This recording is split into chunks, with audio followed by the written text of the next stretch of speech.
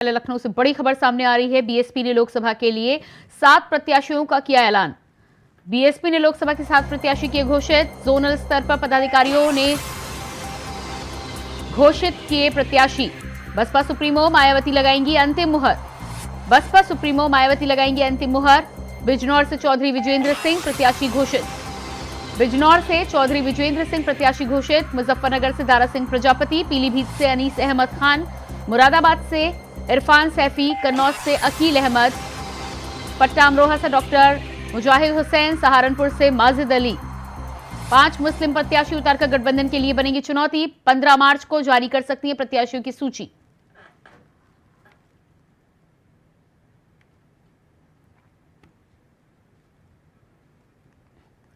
और इसी खबर पर लखनऊ से हमारे साथ संवाददाता मोहम्मद आसिफ लाइव जुड़ चुके हैं। जी मोहम्मद आसिफ, जिस तरह से बसपा सुप्रीमो ने मुस्लिम प्रत्याशी मैदान में उतारकर इंडिया गठबंधन के लिए चुनौती पेश कर दी है, क्या कुछ ताजा हालचाल दिखाई दे रहे हैं?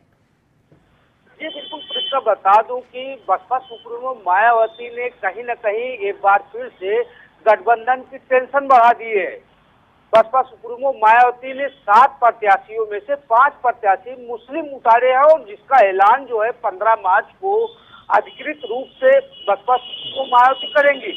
और बता दूं कि जिस तरह से इंडिया गठबंधन जीत का दम भर रहा है और दावा कर रहा है कि 80 की 80 सीटों पर बीजेपी को हरा जाएगा, वहीं दूसरी तरफ मायावती का दलित और मुस्लिम दांव जिस तरह से चल रही है उससे कहीं न कहीं जो है भारी नुकसान देखने के आसार लग रहे हैं, क्योंकि जहां पर सपा और कांग्रेस के प्रत्याशी उतरेंगे वहां पर मुस्लिम वोटों में सेंधमारी करने के लिए बसपा सुप्रीमो मायावती अपने प्रत्याशी उतार रही है और खासकर मुस्लिम सीटों पर ही मायावती ऐसे कैंडिडेट उतार रही हैं जो कहीं न कहीं जो है समाजवादी पार्टी के प्रत्याशियों में बेचैनी बढ़ गई है। और यह भी कहा जा रहा है, अब सपा नेताओं की तरफ से यह कहा जा रहा है कि बसपा सुप्रीमो मायावती बीजेपी के लिए काम कर रही हैं और उन्होंने इंडिया गठबंधन की सुपारी ले रखी है।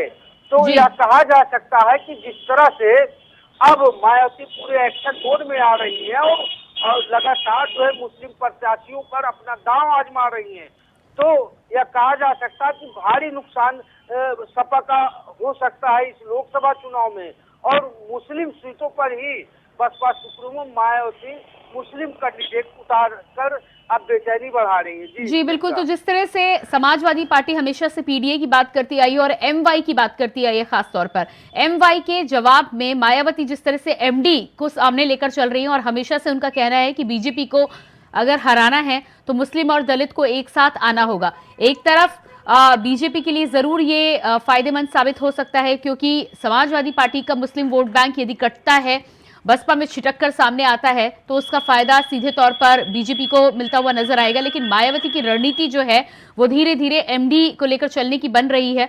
और इंडिया गठबंधन की अगर बात करें तो इंडिया गठबंधन एक तरफ तो बसपा पर कटाक्ष कर रही है, लेकिन दूसरी तरफ यदि देखा जाए तो तमाम नेता अभी भी मायावती का इंतजार कर रहे हैं। जी बिल्कुल, निश्चित तौर पर प्रियंका बता दूं कि लोकसभा चुनाव 2024 का काफी रोमांचक होने वाला है। वजह यह है कि एक तरफ जहां समाजवादी पार्टी पीडीए नारा देकर पिछड़ा दलित और अल्पसंख्यकों का वोट हथियाने की कवायद में जुट गया है, वहीं दूसरी तरफ अगर बात करें बसपा की तो बसपा में एमवाई फैक्टर से काम करते हुए बसपा सुप्रीमो मायावती का जो है अपना जो प्रत्याशी है उसे लगातार घोषित कर रही है। और बसपा को यह लग रहा है कि अगर मुस्लिम और दलित वोट अगर उनके पाले में आ जाता है तो इससे उनके कई प्रत्याशियों को अच्छी जीत मिल सकती है। लेकिन वहीं सपा सुप्रीमो अखिलेश यादव को भी यह एक आस है कि अगर उनको मुस्लिम यादव और अल्पसंख्यक वोट मिलता है तो टक्कर कांटे की होगी और उनके प्रत्याशी जीत हासिल करेंगे। लेकिन अगर हकीकत देखें तो कहीं न कहीं जो है अगर मुस्लिम वोटों का बिखराव होता है लोकसभा चुनाव में तो इसका खामियाजा समाजवादी पार्टी और बसपा दोनों को भुगतना पड़ सकता है। और ऐसे में बीजेपी का जो वोट बैंक है वो अपने वोट बैंक के सहारे जो है चुनावी बैतरणी जो है लोकसभा चुनाव में पार कर सकती है। और 80 की 80 सीटों पर जिस तरह से बीजेपी भी दम भर रही है, उससे साफ तौर पर जाहिर हो रहा है कि अगर वोटों का बिखराव हुआ तो इसका खामियाजा बसपा और सपा को भुगतना पड़ेगा और इसका सीधे तौर पर फायदा जो है बीजेपी को हो जाएगा।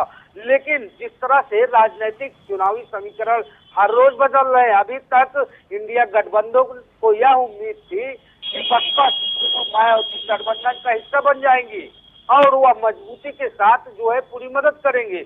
लेकिन बसपा के ऐलान ने जो है गठबंधन की भी टेंशन बढ़ा दी है और यह टेंशन अभी कम नहीं हुई प्रियंका।